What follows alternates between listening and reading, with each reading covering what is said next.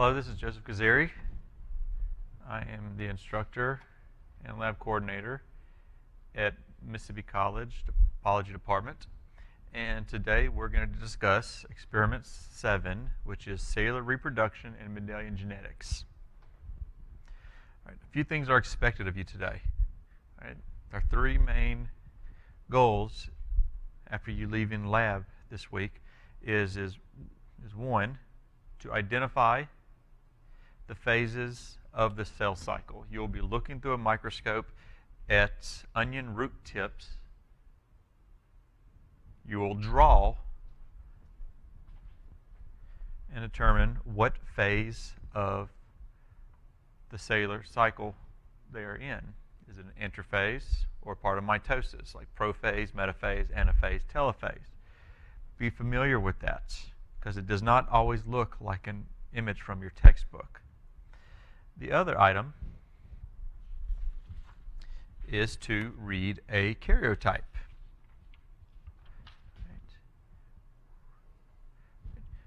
Karyotype is the table of chromosomes that have been organized and stained so that you can identify any type of physical abnormality. That way you can look and count how many chromosomes we have to see if there's any problem. Okay, you're looking at any physical issue. For example, you have 46 chromosomes. All right, these are, each one is paired up, each homologous pair. One of those came from mom, one came from dad. All right, if you count them all up, you should get 46. But with this situation, all right, we have an X and we have two Y. We have 47 here. All right, you have two Y, so genetically this is a male. However, all right, it is a trisomy since it does have an extra chromosome in this karyotype, which leads to a whole set of issues. From there, noticing where the issue is. Are you missing chromosomes? You have too many chromosomes? Are you normal? Use that little table on page 75 in your manual, unless I changed it, but it should be 75, and know that for the exam. And today, what we're going to spend most time on is we're going to be using, that is, chi-square, and we're going to determine how likely our results are to expected results. How likely or how well we did in an experiment to tell what's the probability of us having that, getting those results. All right. So what I'm going to be doing is looking back onto page 117, and I would hope that you would do the exact same thing. Follow along with me here. On page 117, we have that little formula. All right, chi-square equals sigma, brackets, O minus E. That's observed minus expected. So it's what you see versus what you expect to get, squared, divided by what you expect. Now what this means is that you are going to be using this formula, observe minus expected squared divided by expected. You're going to be doing it for each class or character we have to look at, and we're going to add them all together. When I say class, character, or categories, right, for each class or category. All right. Or maybe even a better word. Let's say if we were looking at those peat plants like we discussed some time ago. There was tall and there was shorts. Now that is two variations of a trait. So we can also call this phenotype.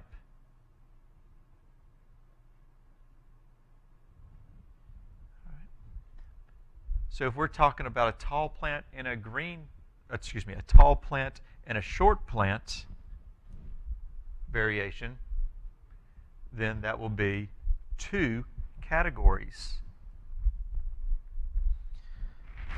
And we're going to have to add each one up in the end. All right. So now I'm going to be reading from the second paragraph on page 117, and I'm going to change things a little bit. We shall illustrate the use of this test by considering two hypothetical tobacco seedling experiments. Suppose that in experiment A, so we're going to do this twice.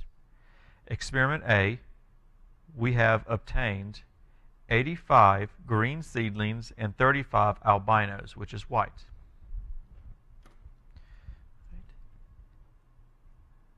Experiment A. They obtained. So what they obtained is what they observed, which was 85 green seedlings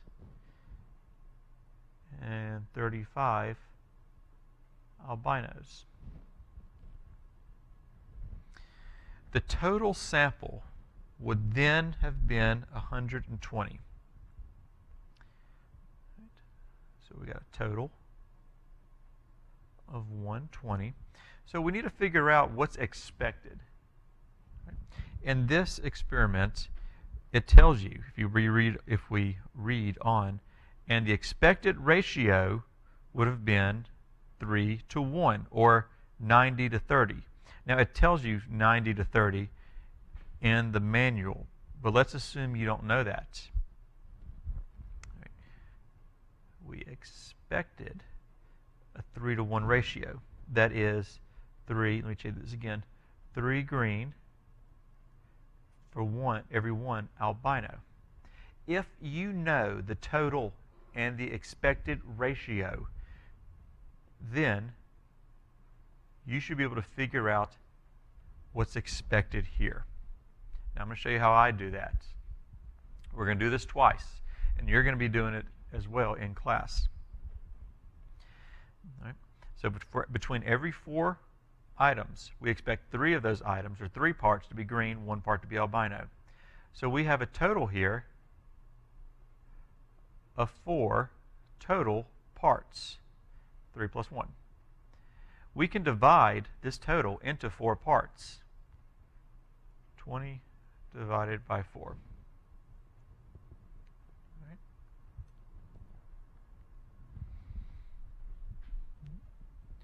Hopefully you're with me now. So 20 divided by 4 equals 30. All right. That means 30 to every 1 part. All right. So let's see. Green to the albino. So if 1 part is albino, that just means you should end up with 30 albino seedlings. If 3 parts were green, well, what's 3 times 30? 90 green. Right? You're going to need to know total and expected ratio to get the expected. Observed is what you count. So we're going to use chi-square to tell us, is it, right, how likely, right, or what's the probability of us getting these results? Or is there any significant difference in what we got here and what we should have gotten? All right, let's see. All right, sigma means we're going to have to add each part up. Let me bubble this off. All right, we're going to be doing chi-square for green, and we're going to be doing this formula again, chi-square, for the albino.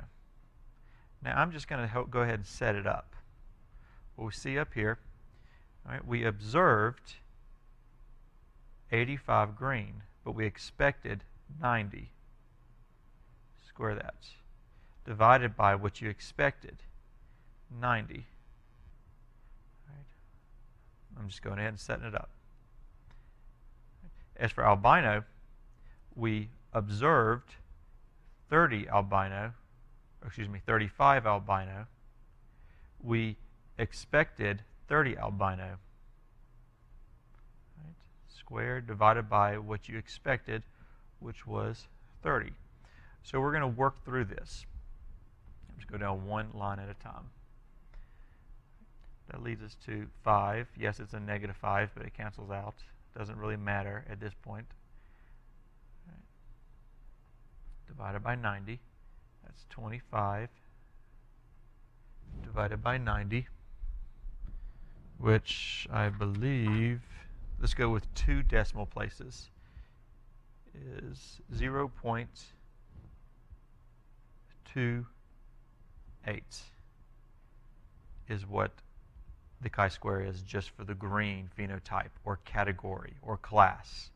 Looking at the albino class or category, let's see, starting off what's in parentheses, 5 squared divided by 30, that's 25 divided by 30. I'll do that little equal so you help you out. 25 divided by 30, go with 2 decimal places, equals 0.83.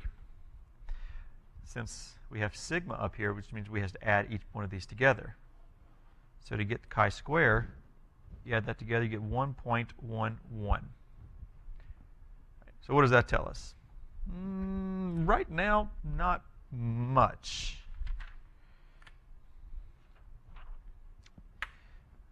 So we have to compare this, all right, because we're looking for the probability. What's the probability of us getting these results when that's what we expect? Did we do this test right is another way of looking at it. Well, you go to page, you take it to page, let's see, 120, which is the very last page of your manual, right, for the p-value.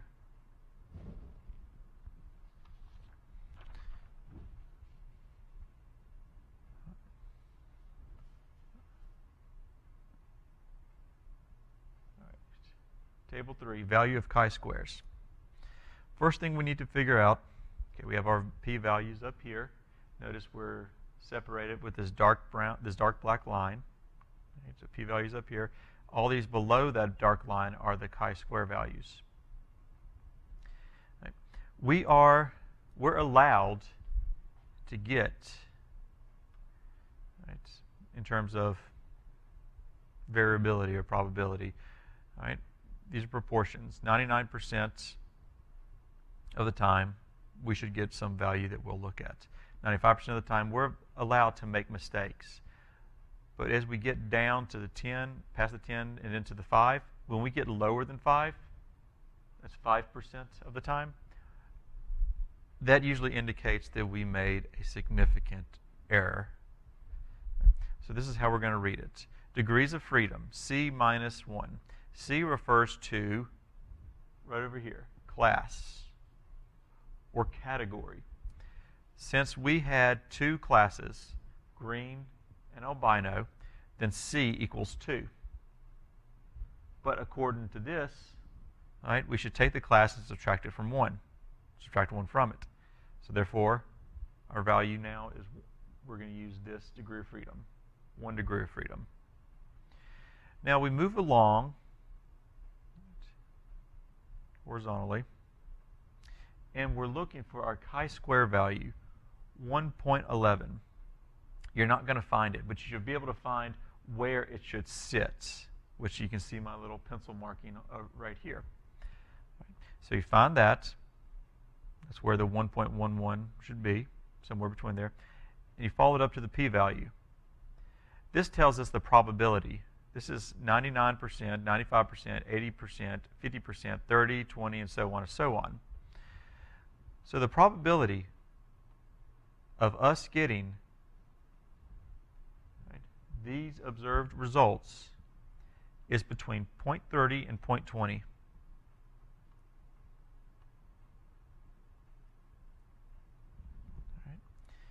Now, let's say this a different way.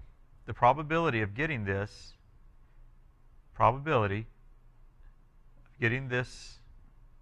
observed results, all right, is less than 30%, but greater than 20%. Right? This is good. Right? Remember, as long as we are above that 5%. Right? So that means any deviation that we just used is insignificant. Now, in statistics, you may talk about reasons to doubt your hypothesis, but we're not going to go that far. We're not going to discuss any hypothesis at this moment. If so, it'll be discussed in class. Right. So, all right, the error that we had here, it's insignificant. Right. It is perfectly fine. Or as your book, your lab manual will ask, is the deviation significant or insignificant? It's insignificant. So let's try this again. Right. And notice that we have a total of 120. But with this next experiment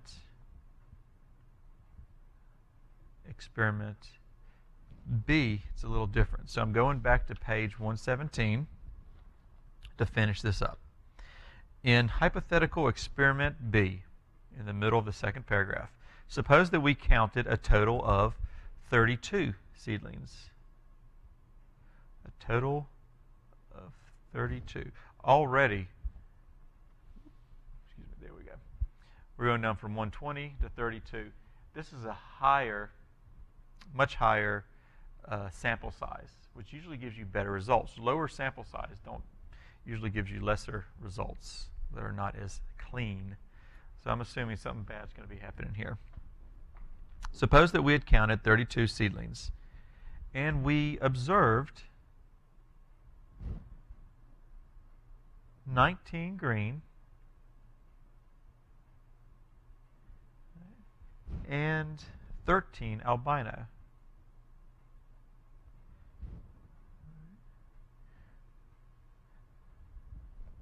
Okay, so how are we going to calculate that?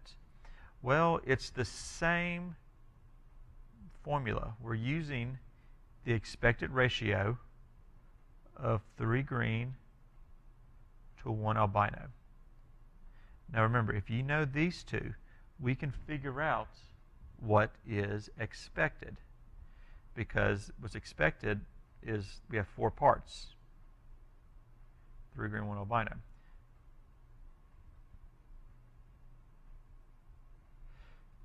So we can divide 32 total into 4 parts.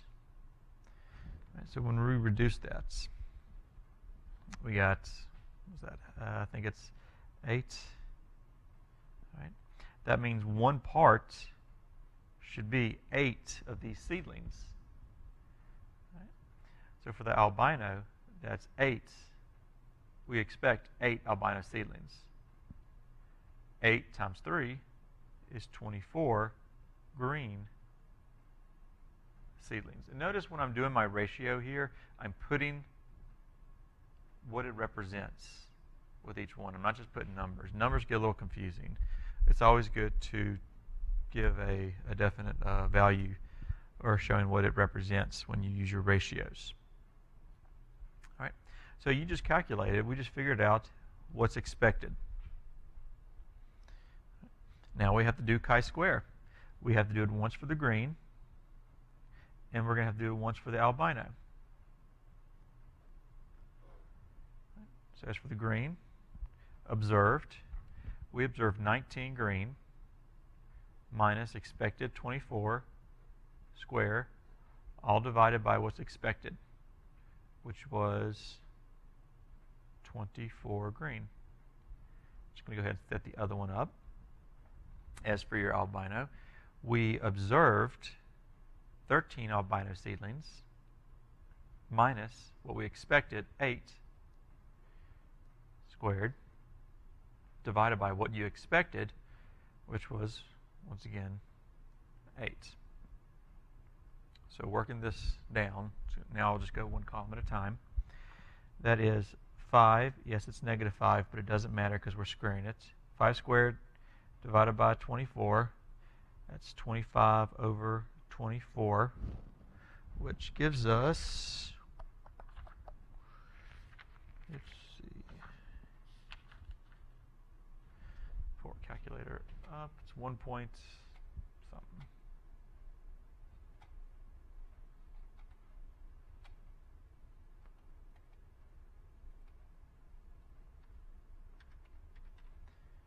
So I should be working this out with us. Right. Go with 2 decimal places, that is 1.04 for the green. That's the chi-square just for the green. But remember, we have to sigma. We have to add them all together. Right. So for the next one, that is 5 squared divided by 8. Subtract squared. That is 25 divided by 8. Going with 2 decimal places, 3.13. 3.13 plus 1.04 is 4 chi-square, add them together, 4.17. All right, so now we go back to the chi-square values. We want to determine what is the probability of us getting those observed results when we expected that. Since we're dealing with green and albino, once again, that means we're only dealing with 2 categories or classes. So you have to subtract 1 to get to it. We're not going to use that one. Subtract classes 2 minus 1 equals 1. So we're going to use this column, this row. 4.17. Follow along until we find 4.17, where it belongs, which is somewhere about right here. All right. So if you follow this line up to the probabilities, it's between 5 and 2%. So the probability of getting these results is between, and these are proportions. I mean, if you multiply these by 100, you get, it would say percent. Typically, you would say percent. Right? Is between 5 and 2%. It's less than 5%, but greater than 2%. Is that significant difference, deviation, or insignificant? Well, remember, if we're less than 5, it's definitely significant. You really did something wrong with this experiment. Whoever counted these seeds did something wrong. Either they didn't know what it looked like, they thought it was green when it should have been something else. Maybe they didn't count enough, which I think was the big issue. Okay, sometimes you may get some number that's astronomical, that's bigger than these. Well, in that case, let's say if you got 7. All right. First of all, this was significant. This was, all right, insignificant. But let's say if your chi-square was, let's just say 8. Give it some variation there. 8.33. We follow along. Well, there's no 8.33. It's over here. But if you follow it up, the probability of you getting those results is less than 1%. So you would have shown that as the probability of getting those results are less than 1%. And that's how you would represent that. That's a less than right there. Just to show you where that comes in. Now, we show you this because we need to do the same thing with the sea ferns. Now, if you remember, and you should, with the sea ferns, we started off, we had, right, we're going to cross, you know, let me actually use big G, little g, big G, little g. When you have 2 heterozygotes, you cross them together, you always get the same ratio. You have your 3, right, 3 green. Right, in this case, green to yellow to 1 yellow. Oh, I'm sorry, polka dot. Spotted, however we want to say it. When you have, let's say, let's go with what your book represents. I think we're talking about corn. Right. In fact, let's talk about that. Let's ignore this one. So there's two types of corn that we're going to be dealing with. We have purple corn, which you see here is the dark color, and we have yellow corn. We're going to let the purple allele be represented. Right, the purple is dominant. I mean, if you look at this, you can tell there's more dominant in there. It's mostly purple by uppercase P. Yellow is going to be represented by the lowercase p. Now, what happened was this company that we got this corn from, they had purebred, that's big P, cross those together with two purebred little p's, all yellow, together. Anytime you get two homozygous pairs together, you're going to get 100% heterozygotes. That is not this. This is the first generation. This is the first generation of offspring. But then this company took those and crossed them with each other. Anytime you take two heterozygotes and cross them together, you will get a 3-to-1 ratio. You can look at that corn and say, what does it have more of, the purple or the yellow? I mean, you can make these visual observations here. You get 3 purple, right, to 1 yellow. And if you did the table on that, big P, little p, big P, little p, big P, big P, big P, little p, big P, little p, little p, little p. All right, we can see how we get this 3-to-1 ratio. This is the phenotypic ratio. It makes perfect sense. You should always remember you get that 3-to-1 ratio from there. All right. Well, this company, well, now that you know what's expected, that's your expected ratio for, I believe it is experiment 4, procedure 4 in the experiment 7. But what this company did is that they went one step further. This corn looks a little different, and it's not due to color. If it has any color, if it's not yellow, then we consider it purple. What they did is they took purple and yellow. Let's squeeze that somewhere right here. Right. They took a purple, right, with purple corn with S. Right, the big S is going to represent smooth kernels. That's the seeds right here. And do not write on these, because you're going to be counting a certain number according to the procedure. So use a probe, use the eraser, that's fine. But when you count, you want to do so randomly. Let me throw that out there.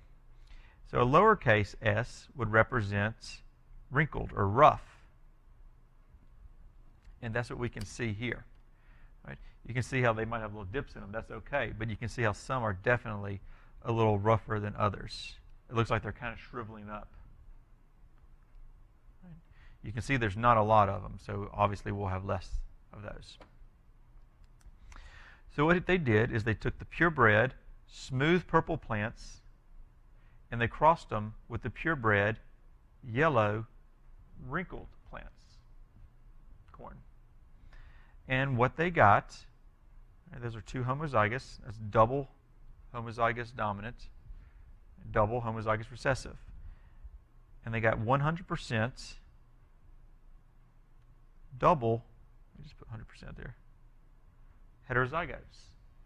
Well, they did that again. They crossed it with itself. When we cross two double heterozygotes, we're not going to get a 3-to-1 ratio. Right? Due to our bigger box that we discussed before, we're going to get a 9-to-3 to 3-to-1 ratio, where that's going to be, go ahead and just abbreviate, 9 purple smooth. Obviously, we have more purple smooths up here. to 3. Let's see, should have put that right there. There we go. To 3 purple rough. To 3 yellow smooth. To 1 yellow rough. Now, when you're counting these according to procedure 5, because the first one you're dealing with the monohybrid cross. Second one you're dealing with the dihybrid cross because we have dihybrid. We have 2 traits we're looking at: the smooth, the texture, and the color. All right, this tells you 1 yellow rough. That means you're going to have a lot fewer yellow roughs than anything else. 9 purple smooths. You're going to have a lot more purple smooths than any else.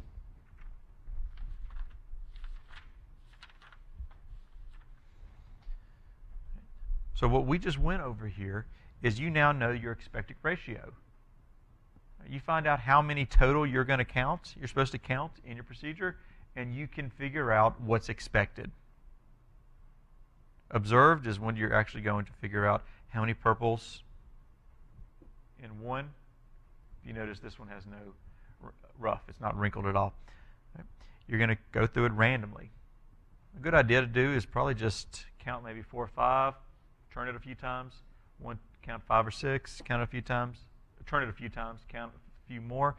But the more random, the better. If you end up with more yellows with that first procedure, you obviously did something wrong. Same thing with that one. But anyway, over here we have 1, 2, 3, 4 classes. So when you come over to the category here, 4, class minus 1, so that's 4 minus 1, you're going to be using our table right here, or the row 3, to figure out your p-value.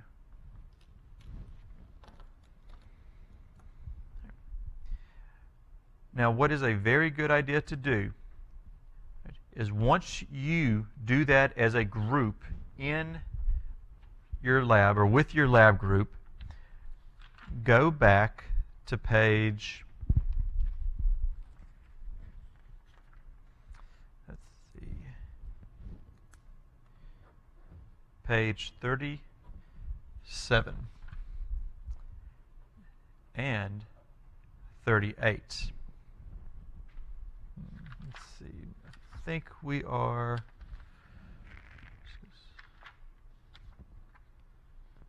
can't remember if this was week 5 or not.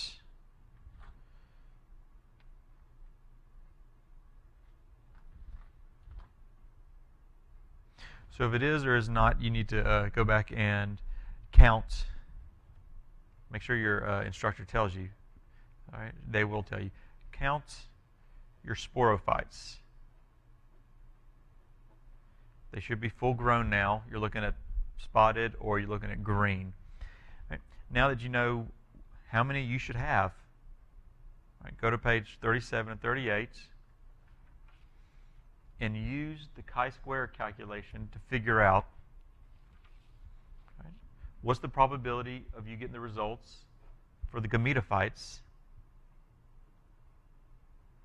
So we're using what we just did for the gametophytes, which should be a, well, let's see.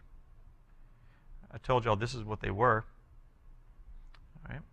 And they will separate. Imagine if this is all the genotypes you have. And if it separates, well, then what's the ratio? Well, there should be a 50-50 ratio to big G's and little g's. Right? Some of these will be males, some will be females, but it doesn't matter. You should have a 50-50 ratio of gametophytes. That's 1 to 1. 1 green to every 1 polka dot or spotted. 38 is going to be for your sporophytes. You only have 2 classes, polka dot and green.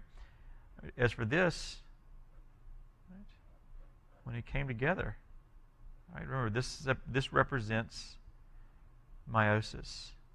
And that's what we put on the side of our Punnett square. Right, we separated it because they are gametes. put them on the sides. We cross them together. Right? And you can figure out, this is the, in here, this is the expected ratio for the sporophytes.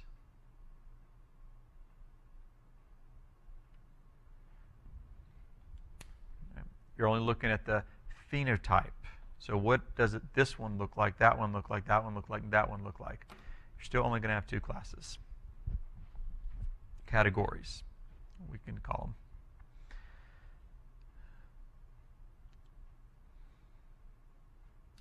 Yep.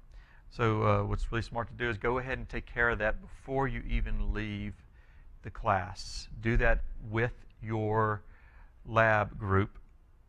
Get it out of the way, because I guarantee you're about to see it, and you will see it, a problem like one of these on your quiz, as well as the final.